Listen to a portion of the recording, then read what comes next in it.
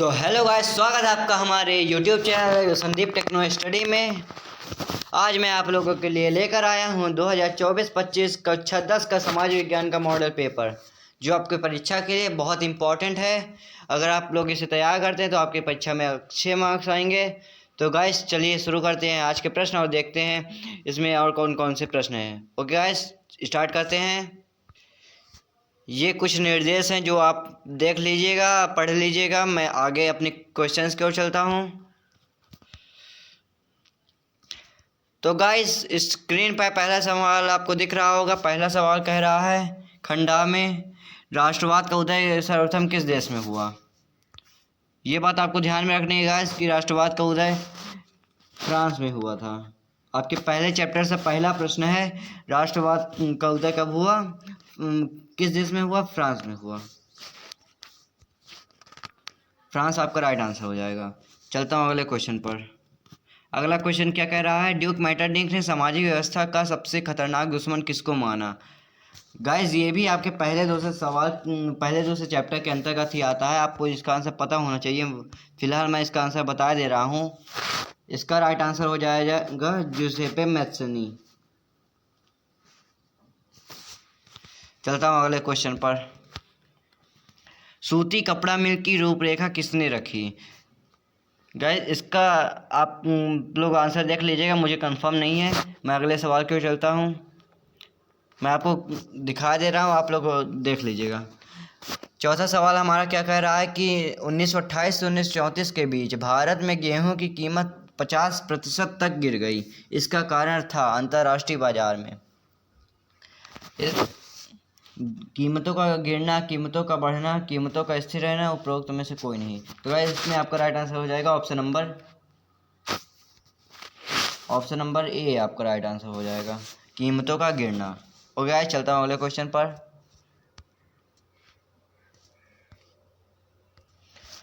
तो गाइस अगला क्वेश्चन हमारा क्या कह रहा है, 1448 ईस्वी में गुटेनबर्ग ने कौन सी पहली पुस्तक छापी। इसका आपका राइट आंसर हो जाएगा option number A. Option number D, Bible पुस्तक छापी। ऑप्शन नंबर डी आपका करेक्ट हो जाएगा। Sorry guys, option number D गलत हो रहा है गाइस। ऑप्शन नंबर डी आपका करेक्ट हो जाएगा। चलता हूँ अगले क्वेश्चन पर। अगला सवाल कह रहा है, बेल्जियम में सामुदायिक सरकार का चुनाव कौन करता है।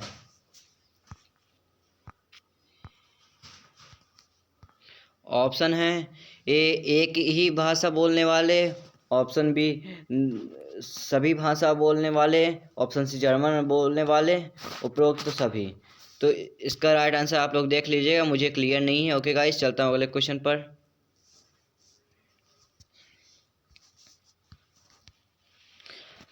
अगला क्वेश्चन हमारा कह रहा है, निम्नलिखित में से कौन सा लक्षण संघीय सरकार से संबंधित नहीं है। इसमें आपका राइट आंसर हो जाएगा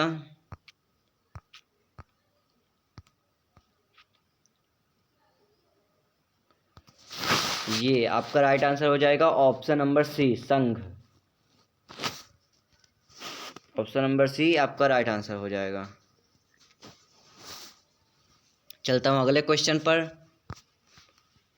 अगला क्वेश्चन कह रहा है, निम्नलिखित में से लैंगिक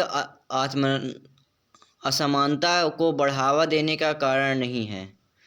इन सभी का आंसर आप लोग देख लीजिएगा। मैं क्वेश्चन दिखाई दे रहा हूँ गाइस। जो मुझे आंसर पता होगा वो मैं बता दूंगा, जो नहीं पता होगा उसे आप लोग देख लीजिएगा। आप क्वेश्चन देख ही सकते हैं। मैं अगले क्वेश्चंस की ओर चलता हूँ। ओके गाइस, आगे क्वेश्चन 13वां नंबर क्या कह रहा है कि निम्नलिखित में से प्राथमिक क्षेत्र का क्रियाकलाप नहीं है। इसका राइट आंसर हो जाएगा मछली पकड़ना। मछली पकड़ना इसका राइट आंसर हो जाएगा। तो आप लोग इस मछली पकड़ना आपका राइट आंसर हो जाएगा। ये आपका राइट आंसर हो जाएगा। चलता हूँ अगले क्वेश्चन पर। अगला क्वेश्चन का है, सार्वजनिक एवं निजी क्षेत्र की किस आधार पर वर्गीकृत किया जाता है। इसका राइट आंसर हो जाएगा उद्यान का स्वामित्व के आधार पर।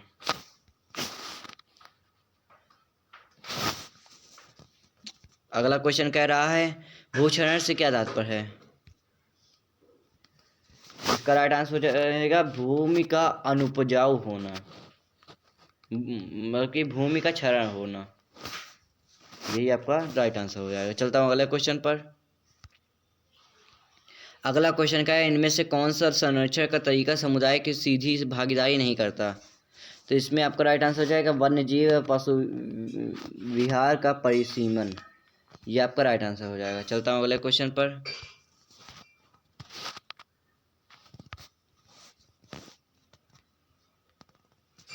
अगला क्वेश्चन कह रहा है निम्नलिखित में से कौन सा व्यापार अवरोधकों का लक्षण नहीं है। इसमें आप लोग देख लीजिएगा, मुझे इसका आंसर पता नहीं गाइस। ये देख सकते हैं आप सवाल। अब आता है खंड वाक्य प्रश्न, जो आपके 50 अंकों में आपको लिखना होगा। खंड वाक्य प्रश्न है गाइस। पहला प्रश्न क्या कह रहा है गाइस, प्रथम विश्व युद्ध के पश्चात होने वाली महामंदी के 2 कारण लिखिए। पहले तो यही कारण था कि कीमतें गिर गई, और दूसरा कारण आप लोग बना के लिख लीजिएगा गाइस। मैं चलता हूँ अगले क्वेश्चन पर। ओके गाइस, आते हैं अगले क्वेश्चन पर। अगर आपको वो क्वेश्चन नहीं आता, उससे मिलता जुलता क्वेश्चन एक ये भी है, ये वाला गाइस, सॉरी गाइस, ये वाला आपका मिलता जुलता क्वेश्चन है। 1928 से 1934 के बीच होने वाली महामंदी का भारतीय अर्थव्यवस्था पर पड़ने वाले 2 प्रभावों की व्याख्या कीजिए। इम्पोर्टेंट क्वेश्चन आ गया है गाइस, ये वाला। सत्ता की साझेदारी लोकतंत्र की आत्मा है, इस कथन की पुष्टि कीजिए। अथवा में ये दिया हुआ है, दोनों ही आप लोग तैयार कर लीजिएगा। चलता हूँ अगले क्वेश्चन पर। अगला क्वेश्चन कह रहा है आर्थिक विकास के लिए ऊर्जा एक आधारभूत आवश्यकता है, इसका कोई 2 कारण लिखिए। इसका आप कारण लिख लीजिएगा गाइस।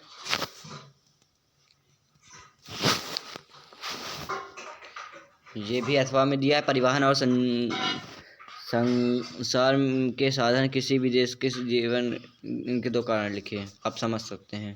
चलता हूँ अगले क्वेश्चन पर। अगला क्वेश्चन हमारा क्या है, बहुराष्ट्रीय कंपनियां अपने उत्पाद की उत्पादन लागत कम बनाए रखने के लिए किस प्रकार प्रबंधन करती हैं। इनको भी आप लोग तैयार कर लीजिएगा। फिर आता है हमारा वर्णनात्मक प्रश्न, जो आपको 150 शब्दों में लिखना होगा। पहला तो very very important question guys,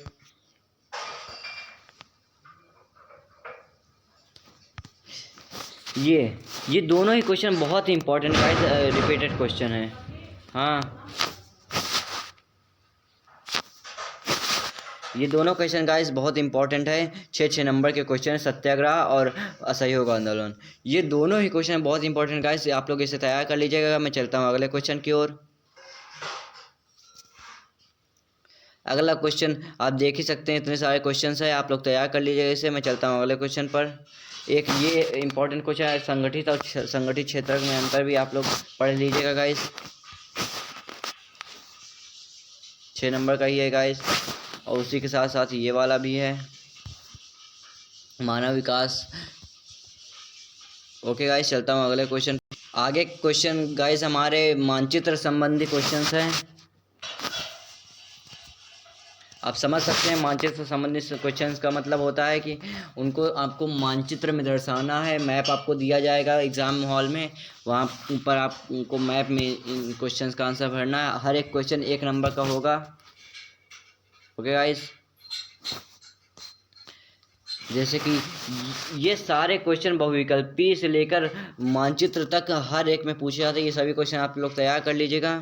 मैं चलता हूँ आगे क्वेश्चंस की ओर।